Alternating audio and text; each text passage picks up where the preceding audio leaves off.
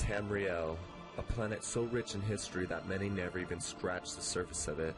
Through thousands of years, Tamriel has hosted great battles, glorious empires, fearsome enemies, devastating tragedies, and legendary heroes. These are the stories of the events and people that have shaped Tamriel into what you see today. Hey guys, so apparently there are two different stories to Tiber Septim. There's a heresy, which is what likely really happened, and then there's the Orthodox, which seems to be an edited official history of Tiber Septim after he became emperor, which paints him in a more heroic and positive light. In order for us to tell a more truthful story, we're going to be telling the story of the heresy.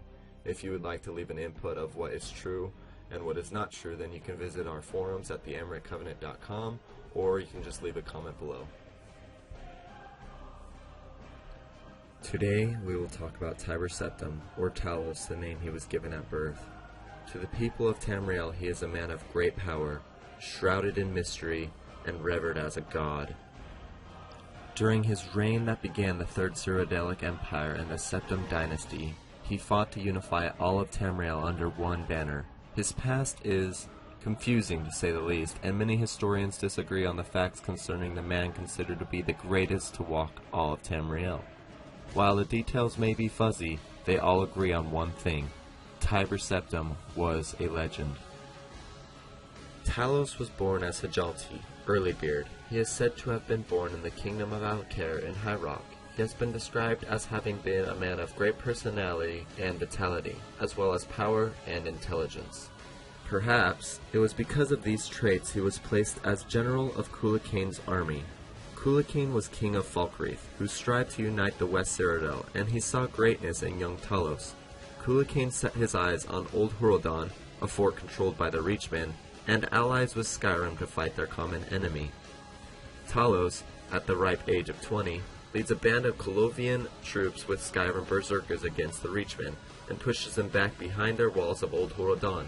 Without any reinforcements from Falkreath, a siege against the fort would be impossible. So, the attackers set up camp for the night. That evening, Talos is visited by a storm in his tent, and they spoke. The storm was likely Ysmir Wolfhearth, the Ash King, also known as the Under King, who was known to incarnate himself as a storm called the Grey Wind. When morning came, Talos strode into battle, the storm raging just above his head. Arrows could not pierce the winds that surrounded him, and Talos shouted down the walls of Old Horadon. His men poured in, and after their victory the Nords dubbed him Stormcrown. With none that could defeat his invincible general, Cuchulainn unifies West Cyrodiil in under a year. The Underking knew that Talos was to unite all of Tamriel, but if he was to do that, he had to conquer the Eastern Heartland. Talos marches east and takes the citadel there. Before Cuchulainn can be crowned emperor, Talos secretly murders him and those loyal to him. He blames the killings on assassins from the Western Reach who are enemies of Cyrodiil. Zern Arctus, the Grand Battle Mage, then crowns Talos as Tiber Septim, Emperor of all of Cyrodiil. But Tiber Septim's work wasn't done, and the administration of a unified Cyrodiil was difficult. Even so, he sent Ysmir to work on an expansion into Skyrim and High Rock. Before long, the human kingdoms are conquered, even Hammerfell, which was considered to be a difficult task. But Septim was clever and supported the losing side of a civil war in the Red Guard's land, and afterwards was invited in as part of a peace treaty. Once Hammerfell was his, he set his eyes on the Elven lands.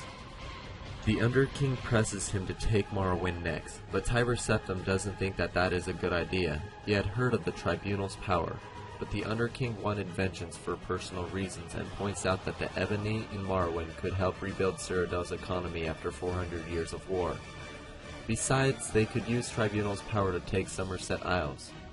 The Grand Battle Mage Zern Arctus advises against it. He was already working on a peace treaty with the Somerset Isles. In truth, the Somerset Isles were the farthest thing from Septim's mind, but the Empire needed ebony, so they invaded Morrowind.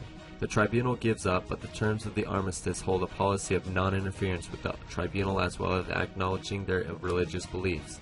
Ysmir, the Underking, with his hatred of Morrowind, is furious. He abandons the Empire completely. Without the Underking, the goal of conquering Tamriel is gone. While it would have been nice, Tiber Septim decides to focus on the human kingdoms. but pieces of the Numidium, the Dwemer's great automaton, trickle in. Septim had always been fascinated by the dwarves, and had Zern Arctus research it. Zern finds out about the Battle of Red Mountain, and discovers why the Numidium was made. He believes to complete the Numidium, they need the heart of Lorkhan. Tiber Septim finally understands the prophecy. He was supposed to conquer Tamriel with the Numidium. It was his destiny to have it. He sends for the Underking, telling him he has been right all along, and that they should kill the tribunal. Tiber had discovered the Underking's true nature, and needed to deal with him. He sets a trap. The Underking arrived, and the Imperial Guards ambushed him. As they fight, Zern Arctus uses a soul gem on him. With his dying breath, the Underking shouted a hole through the battle mage's chest. When the smoke cleared, everyone lay dead, and the Underking had been reverted to ash. Tiber Septim strolled in and picked up the soul gem. When the Elder Council arrives, he tells he survived an assassination attempt on his life by his battle mage, Zern Arctus. He tells them Arctus had raised the coup, and has the dead guards celebrated as heroes. He warns Cyrodiil about the dangers in the nation, but tells them he has a solution for the dangers outside. The Mantella, the Underking's heart trapped in the soul gem. Planting the Mantella inside the Numidium, Tiber Septim conquers the rest of Tamriel, ending with the Somerset Isles. But soon after his victory over the High Elven homeland, an undead wizard destroyed the Numidium, blasting it to bits, but not before being crushed under it. The Mantella fell into the sea, lost forever. Tiber Septim then crowned himself Emperor of Tamriel and lived to the age of 108, the richest man in history. While this is likely the true story, the Orthodox version exists to paint Tiber Septim in a more heroic light. This is the official story, one that many people hold as truth, especially the people of Skyrim. The Nords of Skyrim are known to praise their warrior kings as heroes, and one such king led Skyrim and the Ebonheart Pact through the darkest days of the Interregnum.